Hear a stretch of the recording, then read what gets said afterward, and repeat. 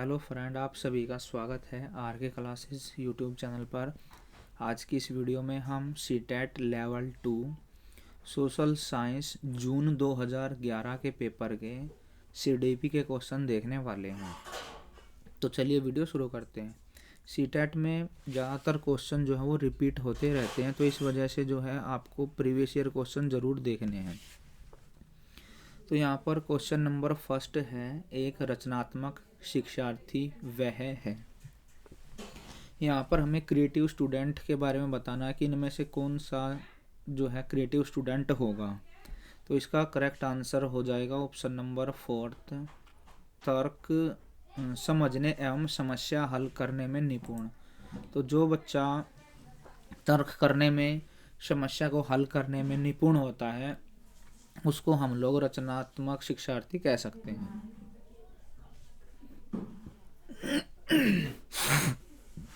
रचनात्मक बच्चों को जन्मजात प्रतिभा वाले छात्रों के वर्ग में शामिल किया जाता है। ये अलग विचारक होते हैं तथा समस्याओं को विविध तरीकों से हल करने की योग्यता रखते हैं। इसके बाद क्वेश्चन नंबर सेकंड देखते हैं। क्वेश्चन नंबर सेकंड है, निम्न में से किसके कारण व्यक्तिगत रूप से शिक्षार्थी एक दूसरे से भिन्न होते हैं। तो बच्चे एक दूसरे से भिन्न किसके कारण होते हैं? विकास की दर के कारण। तो इसका ऑप्शन नंबर बी हो जाएगा। हर एक बच्चे की जो डेवलपमेंट की रेट होती है वो अलग अलग होती है। एक बच्चे की विकास दर किसी दूसरे बच्चे की विकास दर से भिन्न होती है। इस सिद्धांत को व्यक्तिगत अंतर का सिद्धांत भी कहते हैं। उदाहरण के लिए कुछ बच्चे 8 माह में चलना सीख लेते हैं, तो कुछ 1 वर्ष की से अधिक समय लेते हैं। मतलब हर बच्चे का अलग अलग डेवलपमेंट होता है। कोई जल्दी बोलने लग जाता है, कोई देर से बोलता है, कोई देर से चलना सीखता है, कोई जल्दी सीख जाता है। तो विकास की दर जो है सभी की अलग अलग होती है। इसके बाद क्वेश्चन नंबर थर्ड है, प्रत्येक शिक्षार्थी अपने आप में विशिष्ट होता है क्योंकि। क्यों होता है हर एक बच्चा अपने आप में यूनिक होता है या विशिष्ट होता है, क्यों होता है? तो इसका करेक्ट आंसर हो जाएगा ऑप्शन नंबर फर्स्ट, किसी भी दो शिक्षार्थियों की क्षमता, रुचि, प्रतिभा में समानता नहीं होती। हर बच्चे की अलग कैपेसिटी होती है, हर एक का अलग इंटरेस्ट होता है, सभी की अलग प्रतिभा होती है। प्रत्येक शिक्षार्थी के सीखने का अपना एक अलग तरीका होता है। एक समान आयु वर्ग के बच्चों में भी सीखने की संभावना भिन्न भिन्न हो सकती है। इस प्रकार शिक्षार्थी क्षमता, रुचि व प्रतिभा के आधार पर भिन्न हो सकते हैं। क्वेश्चन नंबर फोर्थ है, एक सिद्धांत के रूप में रचनावाद, कंस्ट्रक्टिविज्म बताना है कि क्या होता है। तो एक सिद्धांत के रूप में रचनावाद, इसका ऑप्शन नंबर बी हो जाएगा। शिक्षार्थी का विषय के प्रति दृष्टिकोण निर्मित कर देता है। रचनात्मक विधि शिक्षार्थियों को अपने स्वयं के दृष्टिकोणों का निर्माण करने पर जोर देती है। इसके अनुसार शिक्षार्थी कोरी स्लेट नहीं होता, बल्कि विषय के प्रति उसके स्वयं के विचार होते हैं। शिक्षक किसी शिक्षार्थी को ज्ञान के निर्माण के लिए अवसरों को उपलब्ध कराते हुए इन विचारों को विकसित करने में मदद करता है। क्वेश्चन नंबर फिफ्थ है, मुख्य रूप से अवधारणाओं का विकास निम्नलिखित में से किसका हिस्सा है? मुख्य रूप से अवधारणाओं का विकास जो है वो बौद्धिक विकास का हिस्सा है। अवधारणाओं का विकास मस्तिष्क में होता है, जो अधिगम का ज्ञानात्मक या मानसिक पहलू होता है। क्वेश्चन नंबर 6 है, आनुवांशिकता को एक डैश सामाजिक संरचना माना गया है। जो हेरिडिटी होती है उसको स्थिर माना गया है, क्योंकि वो कभी भी चेंज नहीं होती है। बच्चे को अपने माँ बाप से जो गुण मिलते हैं वो हेरिडिटी के कारण ही मिलते हैं। हेरिडिटी उसको बोलते हैं गुणों का एक पीढ़ी से दूसरी पीढ़ी में ट्रांसफ़र होना। तो इसकी एक्सप्लेनेशन देखते हैं। आनुवांशिकता वह प्रक्रिया है जिसको बदला नहीं जा सकता, इस कारण यह एक स्थिर सामाजिक संरचना है। सबसे गहन व महत्वपूर्ण समाजीकरण घटित होता है। तो इसका आंसर हो जाएगा किशोर अवस्था में, क्योंकि उस टाइम जो है बच्चे के अंदर उसके शरीर में शारीरिक चेंज भी बहुत ज़्यादा होते हैं और उसके अंदर जो है काफ़ी बदलाव होते हैं। किशोर अवस्था के दौरान एक बच्चा हार्मोनल परिवर्तन को अनुभव करता है एवं उस पर हमउम्र का भी दबाव होता है। इस अवधि में उसके लिए सामाजिकता काफ़ी अत्यंत महत्वपूर्ण एवं गहन व वृद्ध होती है।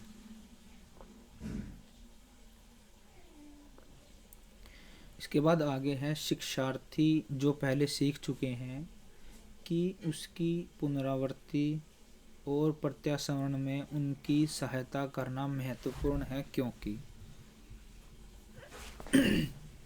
मतलब बच्चे जो चीज़ पहले सीख चुके हैं उसको वही रिपीट करना या उसको याद करना क्यों ज़रूरी है, मतलब क्यों किया जाता है, इससे होता क्या है।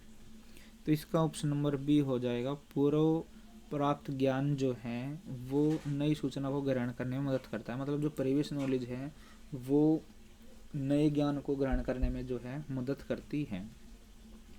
यदि वर्तमान अधिगम पुराने अधिगम से संबंधित है तो शिक्षार्थी को आसानी से विषय समझ में आ जाएगा। पियाजे के अनुसार विकास की प्रारंभिक अवस्था जन्म से 2 वर्ष तक ये होती है हमारी सेंसरी मोटर स्टेज, जिसको हम लोग इंद्रिय जनक अवस्था भी बोलते हैं। तो इसके दौरान बच्चे जो है वो इंद्रियों के माध्यम से सीखते हैं, सूंघ कर, स्पर्श करके, देख के, इस तरह से जो है बच्चे सीखते हैं। पियाजे के अनुसार बच्चों में 0 से 2 वर्ष के मध्य अपनी इंद्रियों को समझने के दौरान संवेदी कामक अवस्था या संवेदी प्रेरक अवस्था भी इसको बोलते हैं, ये विकसित हो जाती है और इस अवस्था में कई गतिविधियाँ जैसे पकड़ना, चिल्लाना, कूदना तथा चूसना इत्यादि आमतौर पर ये होते हैं। अधिगम का वह सिद्धांत जो पूर्ण रूपेण अवलोकनीय व्यवहार, जो ऑब्जर्वेशन वाला जो बिहेवियर है उस पर निर्भर करता है, डैश अधिगम के सिद्धांत से संबंधित है। तो यहाँ पर इसका आंसर हो जाएगा व्यवहारवादी, ऑप्शन नंबर सी। व्यवहारवादी यह मानते हैं कि अधिगम अवलोकन पर निर्भर करता है। अधिगम में परिस्थिति में परिवर्तन कर पुरस्कार का प्रस्ताव आदि से सुधार लाया जा सकता है, मतलब अधिगम में परिस्थिति में परिवर्तन कर दो या पुरस्कार, इनसे जो है सुधार इसमें लाया जा सकता है। भारतीय समाज का बहुभाषावादी गुण दिखाई देता है। तो ये विद्यालय जो जीवन होता है उसको समृद्ध बनाने में, मतलब स्कूल के अंदर यदि अलग अलग भाषा बोलने वाले बच्चे हैं तो वहाँ पर एक संसाधन की तरह काम करता है। भारतीय समाज का बहुभाषी गुण संसाधन के रूप में दिखाई देता है, यह विद्यालय जीवन को समृद्ध बनाने का संसाधन है। सृजनात्मक उत्तर के लिए आवश्यक होता है। सृजनात्मक उत्तर के लिए आवश्यक होता है जो ओपन एंडेड क्वेश्चन होते हैं, मुक्त उत्तर वाले प्रश्न, ये इसका आंसर ऑप्शन नंबर सी हो जाएगा।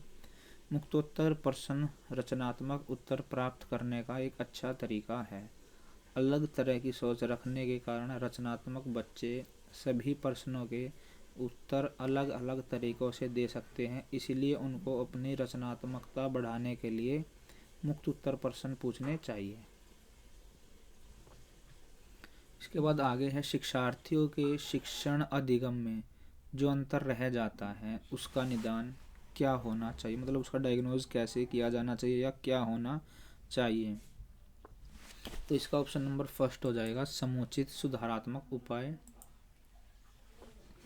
सुधारात्मक शिक्षा का प्रयोग उन बच्चों की शिक्षा की सहायता के लिए होता है जो अधिगम समस्याओं का सामना करते हैं। इनमें छात्रों की लिखने, पढ़ने अथवा इस अवस्था में गणित की समस्या को हल करने की कठिनाइयों में सुधार के लिए जो इनका उपयोग किया जाता है या उपाय किए जाते हैं। निम्नलिखित में से कौन सा कथन अधिगम लक्षण नहीं माना जाएगा, मतलब अधिगम का लक्षण क्या नहीं है इनमें से। तो इसका ऑप्शन नंबर हो जाएगा सी, व्यवहारों का अध्ययन जो है अधिगम है।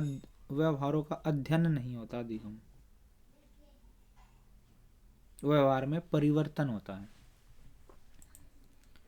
व्यवहार का अध्ययन अधिगम की विशेषता नहीं है, यह क्या है, एक मनोवैज्ञानिक प्रक्रिया है। शिक्षार्थियों का आत्म नियंत्रण निम्न में से किससे संबंधित है। तो ये हो जाएगा अपने अधिगम की स्वयं परीक्षण करने की जो क्षमता होती है उसको हम लोग बोलते हैं आत्म नियंत्रण। किसी व्यक्ति द्वारा स्वयं के व्यवहारों, विचारों व भावनाओं को नियंत्रित करने की क्षमता को आत्म नियंत्रण कहा जाता है। निम्नलिखित में से कौन सा तथ्य है समझ के लिए शिक्षण को नहीं दर्शाता। समझ के लिए शिक्षण को देखिए, याद करना तो एक नेगेटिव वर्ड होता है। एकाकी तथ्य तथा प्रक्रियाओं को याद करने में छात्रों को सक्षम बनाना। हमारा उद्देश्य जो है वो बच्चों को याद करने में सक्षम बनाना नहीं होता है। छात्रों को तथ्यों तथा सूचनाओं को याद कराना शिक्षण की समझ को नहीं दर्शाता। एक ही समय में तथ्यों को अलग से याद करना तथा तथ्यों एवं प्रक्रियाओं को समझाना छात्रों के लिए क्या होता है, मुश्किल होता है। अधिगम के संबंध में निम्न में से कौन सा कथन जो है सत्य है। तो इसका हो जाएगा ऑप्शन नंबर बी, अधिगम एक ऐसे वातावरण में प्रभावी होता है जहां शिक्षार्थी सकारात्मक एवं भावनात्मक रूप से संतुष्ट होते हैं। जहां पर बच्चे सकारात्मक व भावनात्मक रूप से संतुष्ट होते हैं। जो वातावरण भावनात्मक रूप से सकारात्मक हो, यहाँ पर रथ लिखा है, तथा शिक्षार्थी के लिए संतोषजनक हो, अधिगम के लिए प्रभावकारी होता है। यदि किसी शिक्षार्थी के मनोभाव को शिक्षण अधिगम प्रक्रिया के दौरान ध्यान में रखा जाए तो इससे अच्छा एवं सकारात्मक अधिगम वातावरण का निर्माण इससे होता है। मानव विकास विशेष सिद्धांतों पर आधारित होता है। निम्नलिखित में से कौन सा सिद्धांत मानव विकास का सिद्धांत नहीं है। तो ये हो जाएगा प्रतिवर्ती। प्रतिवर्ती का मतलब है एक चरण से दूसरे चरण में गुजर गए हम तो दूसरे से पहले वाले में नहीं आ सकते, बैक नहीं आ जा सकता। मानव विकास में उत्क्रमणीयता एवं उत्क्रमणीय की प्रक्रिया नहीं होती, इसलिए यह विकास का सिद्धांत नहीं है। जब कभी भी कोई शिक्षार्थी विकास के एक चरण को पार कर लेता है तो वह पुराने चरण तक वापस नहीं लौट सकता। नेक्स्ट क्वेश्चन है मूल्यांकन का मुख्य उद्देश्य है। तो मूल्यांकन जिसको हम इवैल्यूएशन बोलते हैं वो किस लिए किया जाता है, ताकि जो अधिगम है उसमें जो प्रॉब्लम आ रही हैं उसका निदान करा जा सके, उसका उपचार करा जा सके। ऑप्शन नंबर यहाँ पर 4 इसका राइट आंसर हो जाएगा। मूल्यांकन का उद्देश्य शिक्षार्थियों को निर्धारित मानदंडों के आधार पर विभेद करना नहीं, बल्कि उनको सीखने के लिए प्रेरित करना तथा उन्हें सहायता करना होता है। एक उचित मूल्यांकन छात्रों को प्रेरित व सराहता है।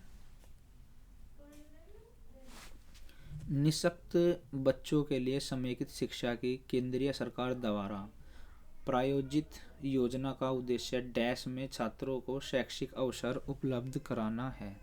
किसमें जो निःशक्त बच्चे हैं उनको समेकित शिक्षा के द्वारा, इंक्लूसिव एजुकेशन के द्वारा, जो हमारे नॉर्मल स्कूल हैं उन्हीं में जो है बच्चों को पढ़ाया जाए, मतलब जो अशक्त बच्चे हैं उनको भी। केंद्र प्रायोजित एकीकृत योजना में जो दिव्यांग बच्चे हैं उनको नियमित विद्यालयों में बिना किसी भेदभाव के उनकी अक्षमता को ध्यान में रखे बिना उन्हें उचित अवसर उपलब्ध कराए जाते हैं। दिव्यांग बच्चों में हीनता की भावना को मुक्त करने के लिए इस कदम को अपनाया गया था।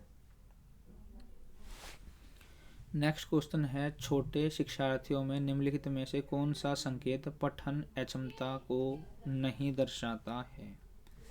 मतलब पढ़ने में बच्चा सक्षम है, मतलब कि उसके अंदर ये नहीं है कि भैया क्षमता है, ये हो जाएगा सुसंगत वर्तनी की कठिनाई। यदि बच्चे को मतलब उसकी प्रोनाउंसिएशन ठीक नहीं है, गलत उच्चारण कर देता है, तो वहाँ पर उसकी कोई प्रॉब्लम थोड़ी ना, उसको ठीक किया जा सकता है। किसी वाक्य में उच्चारण को सही तरीके से नहीं बोल पाना किसी बच्चे में वाचन की समस्या का सूचक नहीं है, ये वाचन की समस्या नहीं होती। प्रश्न के विकल्प 1, 2 के अतिरिक्त सामान्य, मतलब यहाँ पर देखिए जो यहाँ पे ये ऑप्शन है इनको छोड़कर एक ये ही ऑप्शन ऐसा है जो इसकी ओर संकेत नहीं करता है। इसके बाद आगे है, एक शिक्षक अपनी कक्षा के प्रतिभाशाली छात्रों की योग्यता, इसकी उपलब्धि चाहता है। उसे अपने उद्देश्य को पूरा करने में निम्नलिखित में से कौन सा काम नहीं करना, मतलब एक टीचर को क्या काम जो है नहीं करना चाहिए यदि उसको जो प्रतिभाशाली बच्चे हैं उनकी उपलब्धि जाननी है। तो यहाँ पर विशेष ध्यान देने के लिए देखिए, टीचर को जो है जो बच्चा है उसको उसके जो ग्रुप है ना, उसका जो फ्रेंड सर्कल है उससे अलग नहीं करना चाहिए। शिक्षक का प्रतिभाशाली बच्चों पर कक्षा में विशेष ध्यान देने हेतु उसे साथी से अलग नहीं करना चाहिए। टीचर को बच्चे में अपने साथियों से बच्चे मतलब क्या करते हैं, जो सर्कल होता है उससे भी सीखते हैं, तो इसीलिए जो है उन्हें उनके साथ ही रहने देना चाहिए। निम्नलिखित में से कौन सी विशेषता आंतरिक रूप से अभिप्रेरित बच्चे के लिए सही नहीं है, मतलब एक बच्चा है जो कि खुद से ही मोटिवेट है, उसके लिए यहाँ पर क्या चीज़ जो है सही नहीं है। तो यहाँ पर एक ऑप्शन दिया गया है, वे हमेशा सफल होते हैं। ये कथन जो है, मतलब ये ऑप्शन यहाँ पर गलत दिया गया है। यह हमेशा जरूरी नहीं है कि 100 प्रेरित बच्चे ही हमेशा सफल होंगे। यह सार्वभौम सत्य है कि गलती करना मानव का स्वभाव होता है। वे सभी कभी कभी लक्ष्य प्राप्त करने में असफल होते हैं, अतः इसे उन बच्चों के लक्षण में सम्मिलित नहीं किया जा सकता। आगे है, रचनात्मक मूल्यांकन के लिए निम्नलिखित में से क्या उपयुक्त उपकरण नहीं है। तो ये हो जाएगा सत्र परीक्षा। एक विद्यालय द्वारा जो लास्ट में साल के अंत में जो परीक्षा ली जाती है उसका जो मूल्यांकन जो है वो यहाँ पर नहीं होगा। जो सत्र परीक्षा है ये इससे रचनात्मक मूल्यांकन का ये टूल नहीं है। आगे है, निम्नलिखित में से किसके लिए शिक्षार्थियों को प्रेरित नहीं करना चाहिए, मतलब कौन सा काम है जिसके लिए हमें बच्चों को मोटिवेट नहीं करना है। उन सभी प्रश्नों के उत्तर को याद करवाना जिन्हें शिक्षक पूछ सकते हैं, मतलब याद करवाना एक टीचर का उद्देश्य नहीं होता है। शिक्षार्थियों पर उन सभी प्रश्नों के उत्तर याद करने के लिए प्रोत्साहित किया नहीं जाना चाहिए।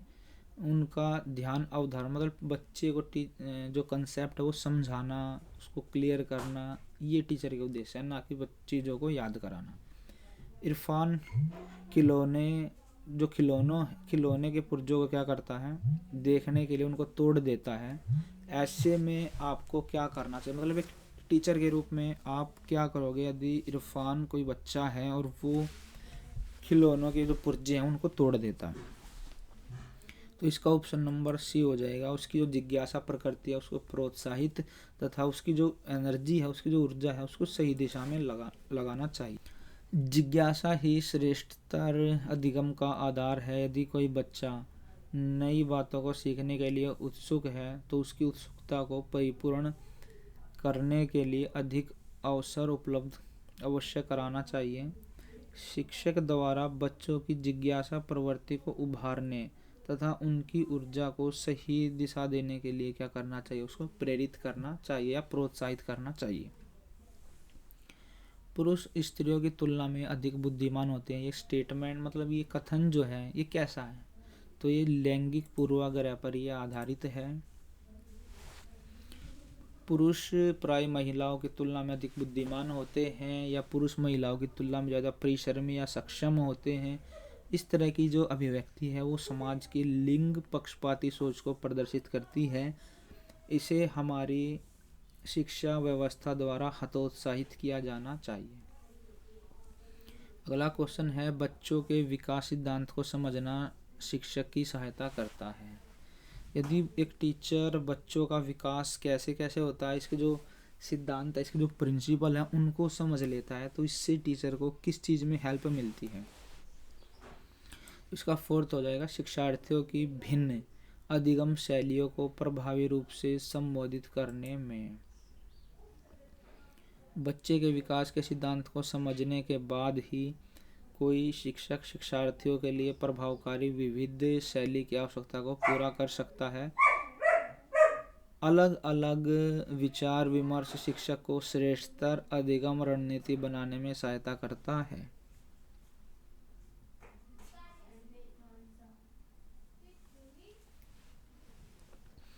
आगे है, क्रिस्टीना अपने कक्षा के बच्चों के लिए एक फील्ड ट्रिप क्षेत्र भ्रमण आयोजित करती है। वापस आने के बाद उसके बारे में बच्चों से चर्चा करती है। उसके द्वारा ऐसा करना निम्नलिखित में से किसे दर्शाता है। तो यहाँ पर इसका ऑप्शन नंबर फर्स्ट हो जाएगा, अधिगम का मूल्यांकन। पाठ के अंत में उस पाठ का मूल्यांकन किया जाता है, यह समग्र प्रकृति का होता है। इस तरह के मूल्यांकन में उपलब्धियों को अधिगम की तुलना में अधिक महत्व दिया जाता है। और यहाँ पर सीडीपी का लास्ट क्वेश्चन है, बच्चों के उचित विकास को सुनिश्चित करने के लिए उसका स्वस्थ शारीरिक विकास महत्वपूर्ण आवश्यक है। यह कथन बच्चे के उचित विकास को सुनिश्चित करने के लिए उसका स्वस्थ शारीरिक विकास महत्वपूर्ण आवश्यकता है, यह कथन।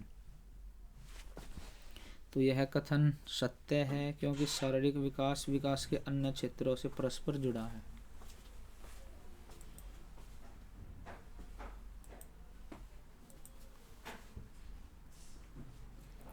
यह कहना सच है कि स्वच्छ शारीरिक अवस्था के बिना बच्चों का उचित विकास नहीं हो सकता। उदाहरण के लिए, कोई भी व्यक्ति अपने जो वोकल कॉर्ड है उसके उचित क्रम विकास के बिना अच्छी तरह से बोल नहीं सकता। तो यहाँ पर हमने सीटेट लेवल 2 सोशल साइंस जून 2011 के पेपर के सीडीपी के 30 क्वेश्चनों को देखा है। यदि ये वीडियो आपको पसंद आई हो तो इसको लाइक करें, शेयर करें और कमेंट बॉक्स में अपने कमेंट ज़रूर डालें।